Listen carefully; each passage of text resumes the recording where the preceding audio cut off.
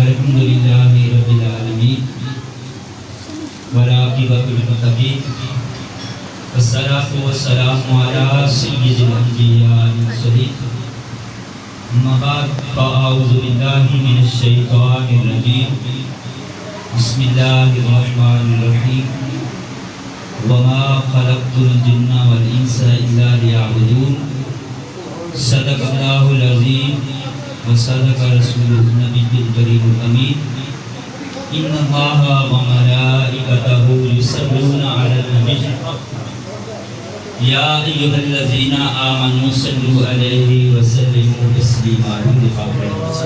अस्सलातु वस्सलामु अलैका या सय्यदी या रसूलल्लाह व अला आलिका व सहाबिका या हबीबल्लाह। अल्लाह और नबी सल्लल्लाहु अलैहि वसल्लम की ज़ात अक़दस पर दुरूद व सलाम के नजराने पेश करने के बाद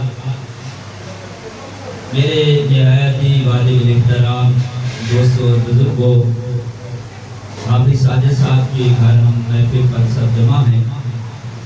दुआ है अल्लाह ताला हाफिज़ साहब के वालिद साहब और वालिदा को अल्लाह ताला जन्नत में आला मुकाम अता फरमाए। जो मैंने कुरान पाक की आयत तिलावत की है उसके अंदर अल्लाह फरमाता है कि वमा खलक़तुल जिन्ना वल इंसा, अल्लाह ताला ने इंसान का दुनिया के अंदर आने का मकसद बयान कर दिया कि दुनिया के अंदर अल्लाह ने हमें किस लिए भेजा है। जमील साहब कह रहे थे कि इस साले सवाब पर आप कुछ बोले। सारे सवाब पर हम दलाइल बहुत देख चुके, किताबें भरी पड़ी है, लेकिन सबसे बड़ा जो इतराज़ हम पर होता है, दलाइल तो हम दे देते हैं लेकिन एक जगह उलमा अगर चुप हो जाते हैं वो दलील अवाम नास के अलावा आलिम नहीं दे सकता। वो दलील क्या है, वो इतराज़ क्या है? वो इतराज़ ये होता है कि आप इतनी बड़ी बड़ी महफिल को सजाते हैं, मजमा बड़ा होता है, लेकिन जब मस्जिद में अज़ान होती है मस्जिद वीरान होती है। ठीक है ना? ये दलील जो हम पर ये इतराज़ आता है चुप हो जाते हैं। सारी सारी रात है, बात तल्ख है लेकिन है हकीकत है। बात तल्ख है हकीकत है कि जिस अब मैं ये चौथी महफिल है इसकी ख़त्म पर गया, सारे मजमा लगा हुआ था, नमाज किसी ने भी नहीं पढ़ी। बैठे हैं, मौलवी साहब आएंगे, दुआ मांगेंगे। हमारे लिए अलमिया है, एक नमाज ज़ोहर की नमाज का वक़्त है, हमें पता है कि हमने नमाज पढ़ के महफिल पे जाना है, नमाज नहीं पढ़नी, लेकिन नमाज के बाद फिर बैठे रहना है कि मौलवी साहब आएंगे तो करेंगे। मैं क्योंकि मुझे नमाज का एहसास है, बात भी मैंने इसलिए छेड़ी है। अल्लाह ने सब कुछ इतनी नेमतें दी हैं, उसके बावजूद भी हम अल्लाह को याद नहीं करते। हज़रत यूनुस अलैहिस्सलाम के पास जिब्रील अमीन अलैहिस्सलाम है, तो यूनुस अलैहिस्सलाम ने जिब्रील अमीन अलैहिस्सलाम की बारगाह में फरमाया, जिब्रील आज मुझे बता कि दुनिया के अंदर कौन शख्स है सबसे इस वक्त ज़्यादा इबादत कर रहा है। जिब्रील अमीन अलैहिस्सलाम हज़रत यूनुस अलैहिस्सलाम को एक शख्स के पास ले जाते हैं। वो शख्स ऐसा शख्स होता है कि बीमारी की वजह से उसके हाथ शल हो चुके होते हैं, पाँव शल हो चुके होते हैं। यूनुस अलैहिस्सलाम ने फरमाया, जिब्रील मैंने तो तुम्हें कहा था उस शख्स के पास ले जाओ जो इस वक्त सबसे ज्यादा इबादत गुजार हो, तो तुम तो उस शख्स के पास ले जो बीमार पड़ा है।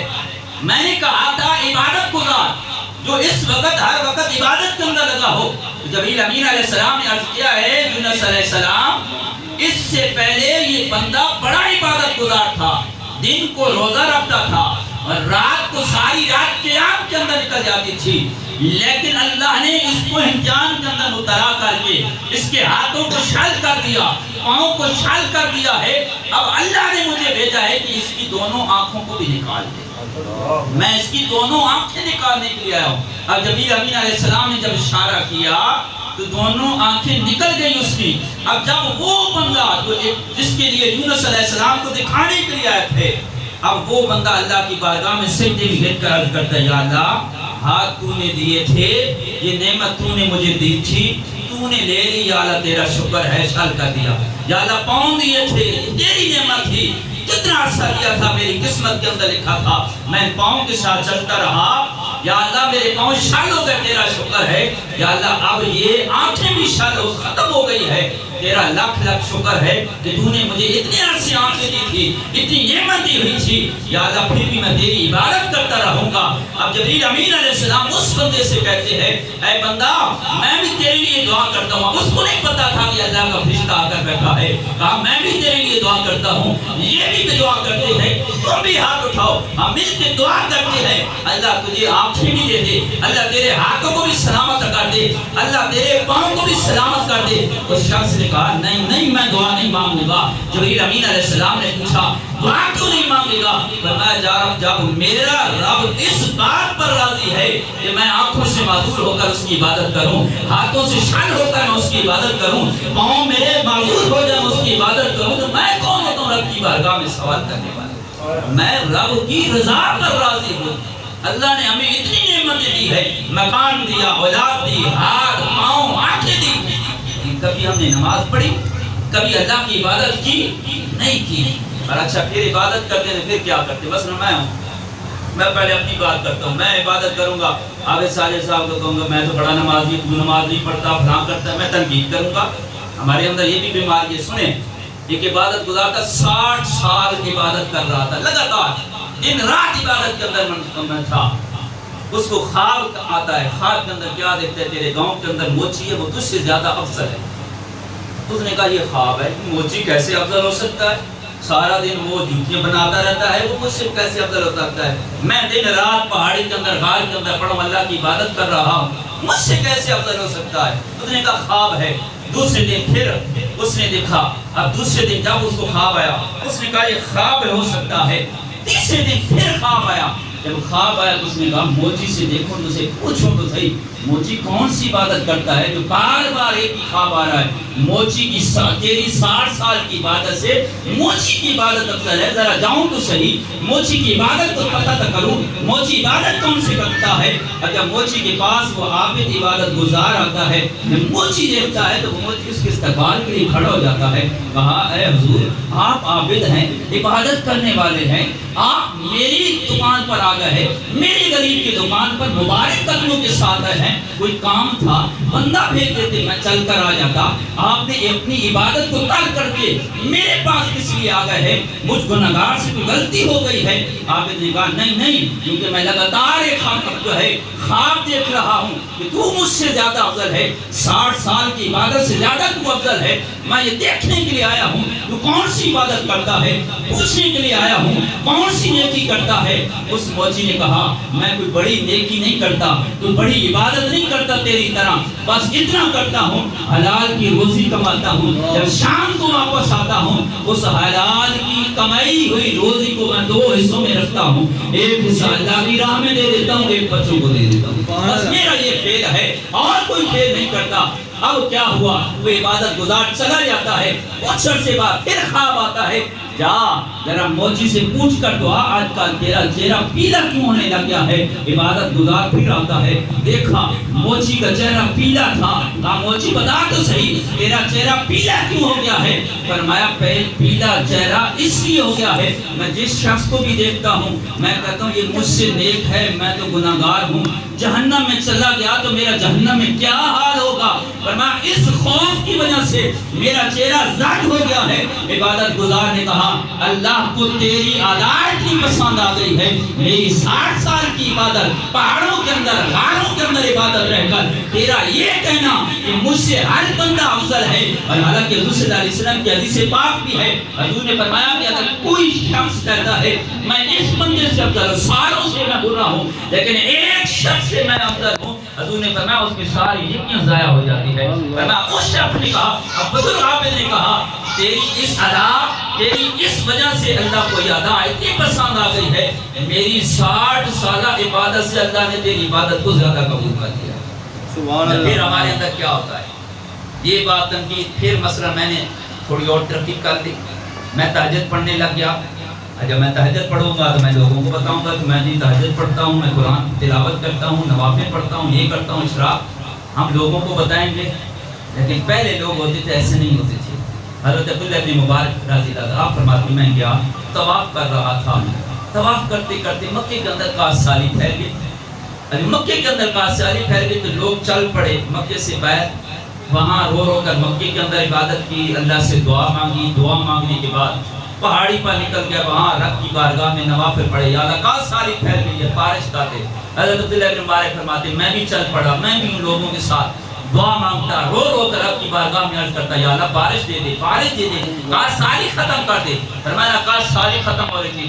3 دن لگاتار میں ان لوگوں کے ساتھ جاتا تھا, دعا کرتا تھا, بارش نہیں ہو رہی تھی. میں آخر میں آیا, خانہ کعبہ کا طواف کیا, حجر اسود کے پاس آ کر میں نے کھڑے ہو کر رو رو کر دعا کی کہ یا اللہ مکے کے لوگوں پر کرم کر دے, رحمت کی بارش نازل کر دے, کاش سالی کو ختم کر دے. میں نے کیا دیکھا, میرے پاس ایک شخص آیا, چہرے سے کالا تھا, دبلا پتلا تھا.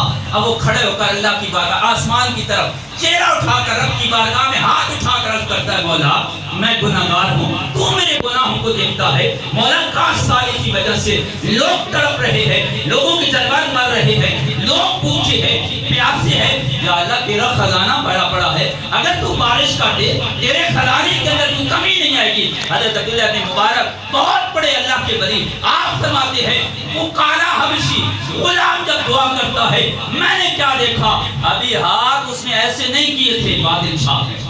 میں بادل چھا کے بارش کا نزول ہو گیا, میں بڑا حیران ہو گیا. وہ غلام چل پڑا, میں بھی غلام کے ساتھ ساتھ چل پڑا. دیکھوں تو صحیح یہ غلام جاتا کہاں ہے. میں ایک گھر کے اندر غلام داخل ہوا, میں نے نشانی لگا کر واپس آ گیا.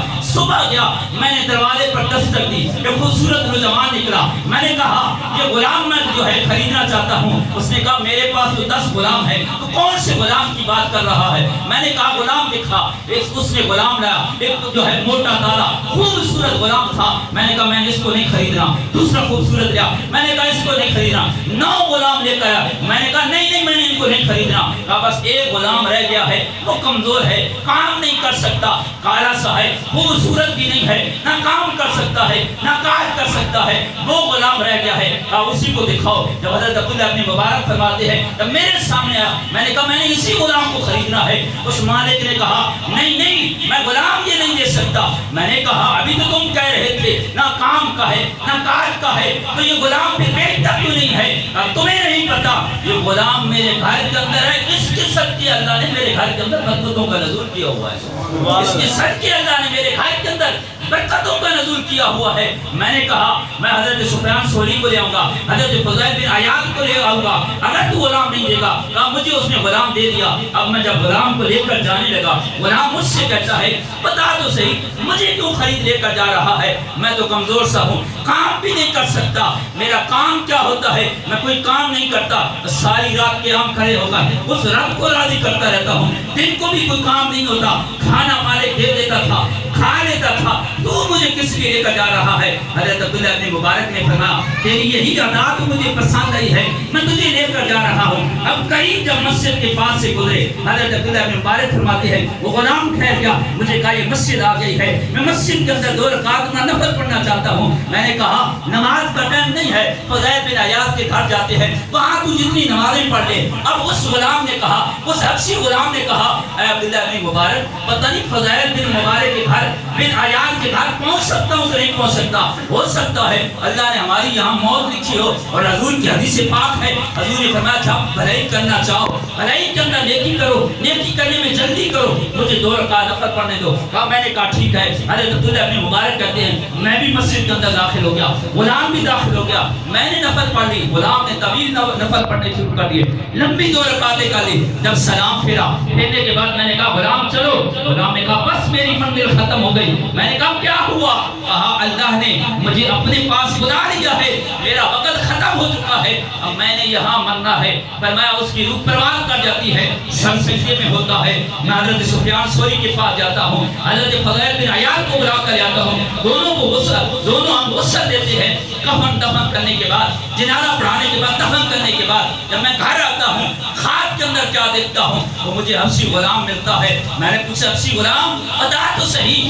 اللہ نے تیرے ساتھ کیا معاملہ کیا ہے؟ میں جب قبر کے اندر گیا اللہ نے میرے ساتھ بڑا اچھا معاملہ کیا ہے. میں نے رب کی بارگاہ میں عرض کیا مولا حضرت عبداللہ ابن مبارک جو ہے مجھے صرف اور صرف اللہ کی رضا کی خاطر خرید کر آیا ہے. رب نے فرمایا ہاں اے غلام میں ہر بندے کی دلوں کی راز کو جانتا ہوں, میں علیم بذات الصدور ہوں. جا تیرے خریدنے کے صدقے عبداللہ ابن مبارک کے میں نے سارے گناہوں کو معاف کر دیا اور اس عبداللہ ابن مبارک کو جنت میں اعلیٰ مقام عطا فرمایا. یہ وہ لوگ تھے عبادت کرتے تھے, کسی کو بتاتے تک نہیں تھے.